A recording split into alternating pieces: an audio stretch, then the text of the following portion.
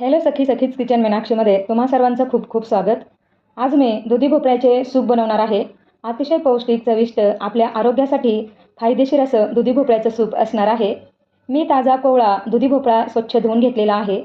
2 व्यक्तींना पुरेल इतका कट करून घ्यायचा आणि त्यावर डाग असतील तर काढून टाकायचे आहे.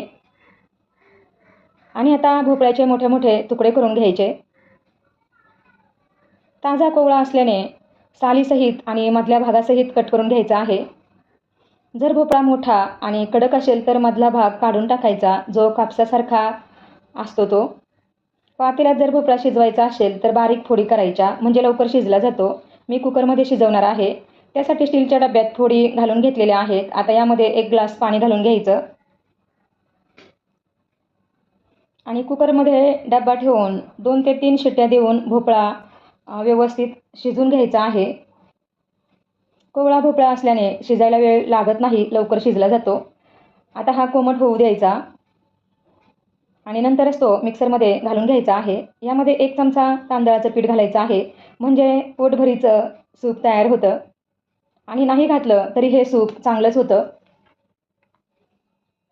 मिक्सरमध्ये बारीक वाटून घेतलेलं आहे. आता कढईमध्ये अगदी थोडंसं तूप घालायचं. तूप चांगलं गरम झालं की त्यामध्ये राई आणि जिरं घालायचं. 1 हिरवी मिरची घालायची आहे. 4 ते 5 पाकळ्या ठेचलेला लसूण घालायचा. थोडंसं अद्रक घालायचं आहे.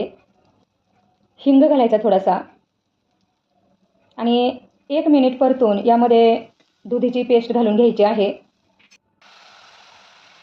यामध्ये अजून पाणी घालायचं आहे. घट्ट पातळ बघून पाणी घालायचं. थोडीशी कोथिंबीर घालून घ्यायची आणि चवीपुरतं मीठ घालून घ्यायचं आहे.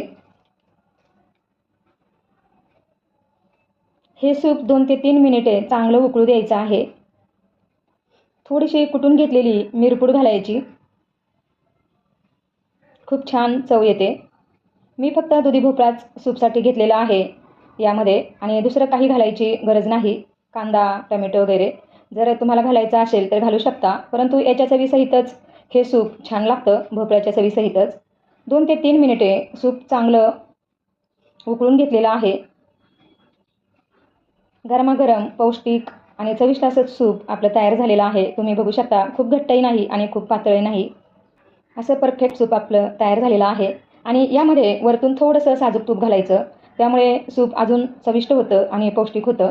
खूप छान लागतं आणि आरोग्यासाठी खूपच फायदेशीर आहे. नक्कीच ट्राय करा.